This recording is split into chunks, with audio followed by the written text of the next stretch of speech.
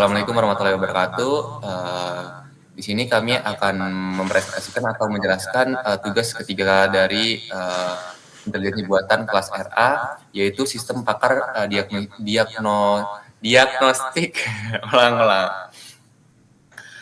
Assalamualaikum warahmatullahi wabarakatuh. Di sini kami akan mempresentasikan atau menjelaskan mengenai tugas tiga kami dari kelas desain IBRA dengan yaitu sistem pakar diagnostik kerusakan pada mobil dari program dan izin menggunakan diri. Nama saya Doni Setiawan dan rekan-rekan saya yaitu Deva Khairul Fani serta Taufik Hidayat NST.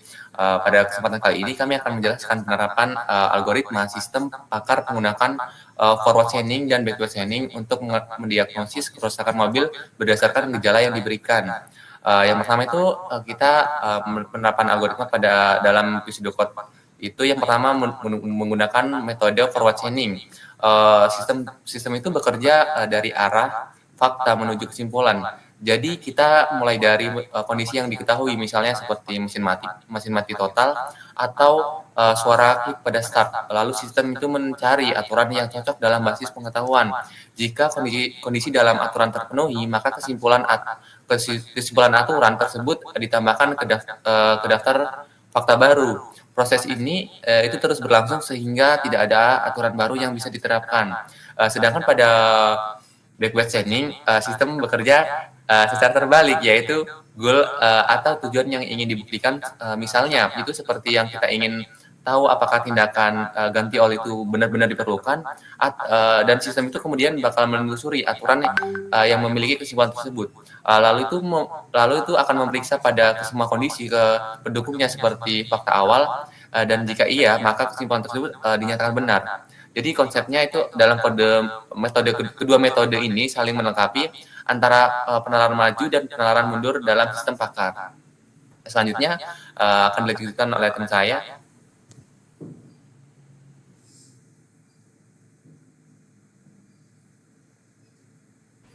Ya, jadi mungkin bisa langsung saya tunjukkan saja di sini untuk codingannya. Ini sudah kelihatan terdapat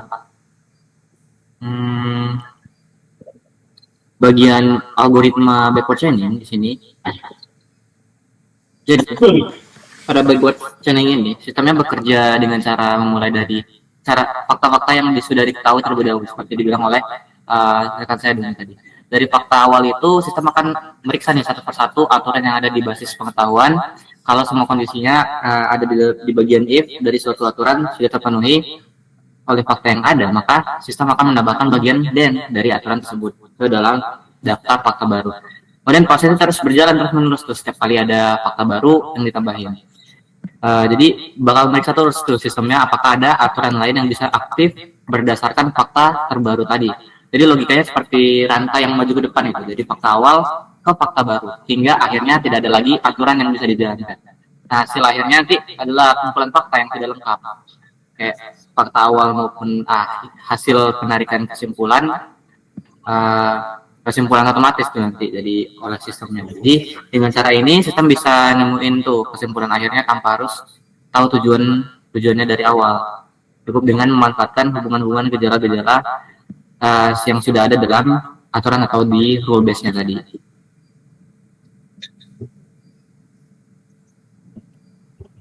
Ini bisa dilanjutkan oleh Pak Deva.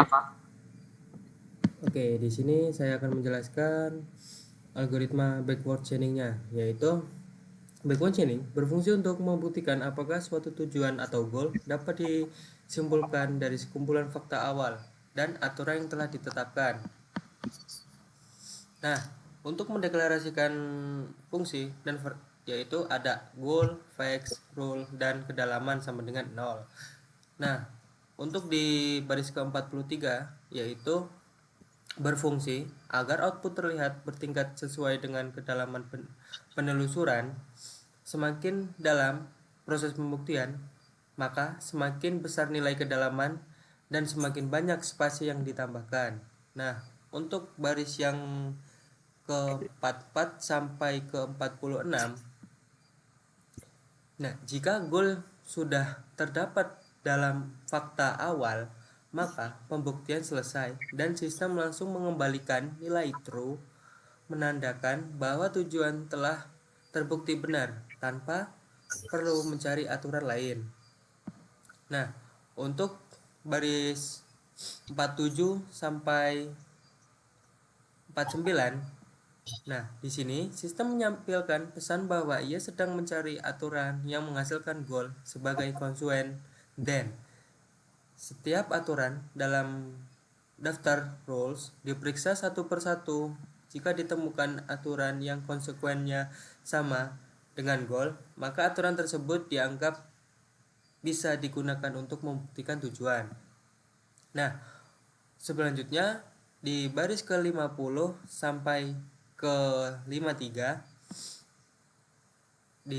setelah menemukan aturan yang sesuai, sistem akan mencoba membuktikan seluruh kondisi pada bagian if dari aturan tersebut. Untuk membuktikan setiap kondisi, fungsi Braithwaite churning memanggil dirinya sendiri secara rekursif dengan menambah kedalaman agar hasil cetakan tampak seperti cabang logika. Fungsi all memastikan bahwa semua kondisi pada bagian if harus benar. Jika semuanya terbukti, maka kesimpulan bagian then juga dianggap benar dan sistem mengembalikan nilai true. Untuk nomor 54 dan 55, apabila sistem setelah seluruh aturan diperiksa tidak ditemukan satu pun yang bisa membuktikan goal, maka sistem menampilkan pesan bahwa goal tidak dapat dibuktikan dari fakta yang tersedia dan mengembalikan nilai false. Dan untuk kesimpulan ke backward chaining yaitu menggambarkan bagaimana proses pakar melakukan penalaran deduktif secara mundur, goal driven.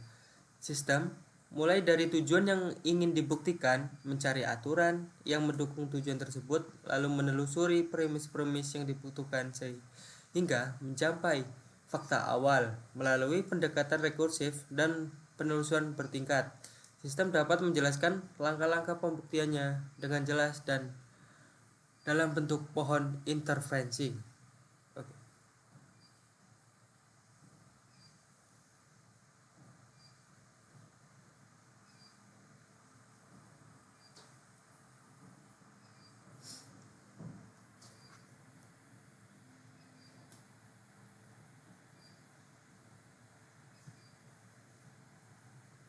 Lanjut, Pak.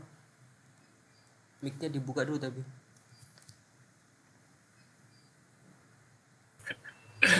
Oke, mungkin selanjutnya bakalan ditampilkan aja untuk hasil outputnya.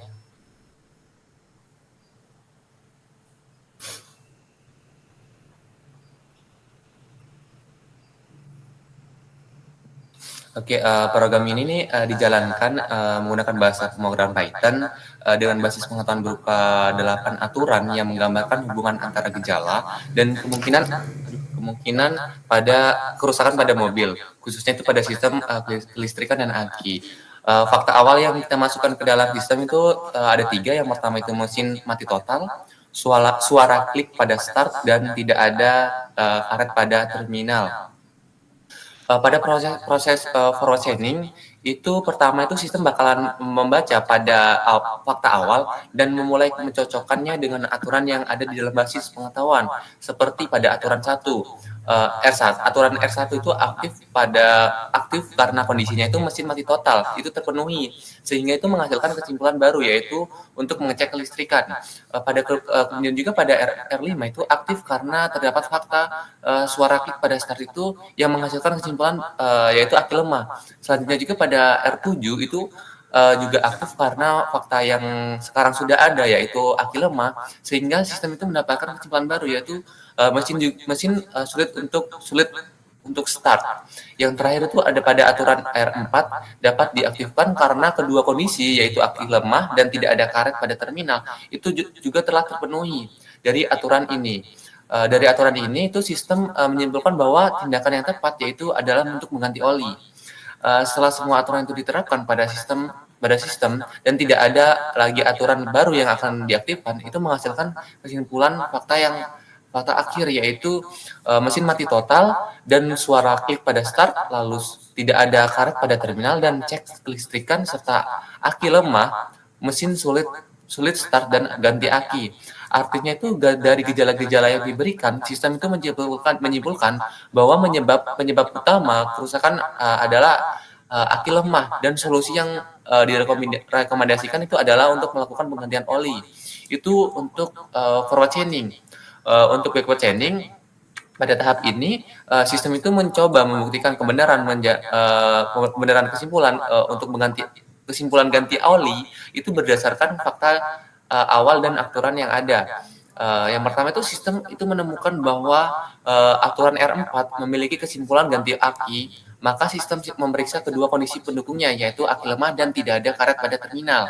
Lalu itu untuk membuktikan aki lemah, sistem itu menelusuri aturan lain yang memiliki kesimpulan tersebut, seperti sistem mencoba aturan R2, yaitu mesin berputar secara lama, dan R3 itu lampu teredup, namun keduanya itu tidak bisa dibuktikan dan karena tidak ada dalam fakta awal.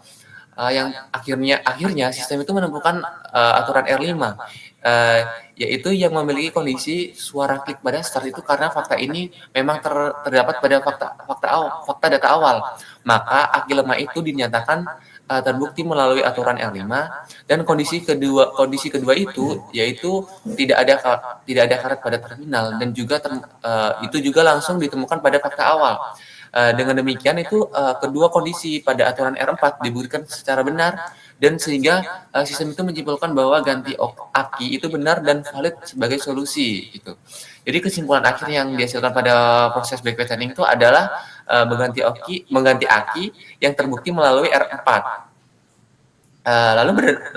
Jadi berdasarkan dari hasil kedua metode penalaran tersebut, dapat disimpulkan bahwa sistem pakar itu berhasil bekerja dengan baik. Yang pertama itu melalui forward chaining, itu sistem mampu menurunkan kesimpulan secara otomatis dari data gejala yang memenuhi diagnosis. Sementara untuk melalui backward chaining, sistem itu dapat memverifikasi atau membuktikan apakah diagnosis tersebut memang valid atau berdasarkan data yang ada gitu. Dan hasilnya itu menunjukkan bahwa mobil itu mengalami masalah pada aki yang lemah, dan tindakan yang disarankan adalah mengganti aki dengan aki yang baru gitu. Baik, mungkin gitu saja untuk presentasi atau penjelasan dari tugas kelompok kami. Terima kasih. Wassalamualaikum warahmatullahi wabarakatuh.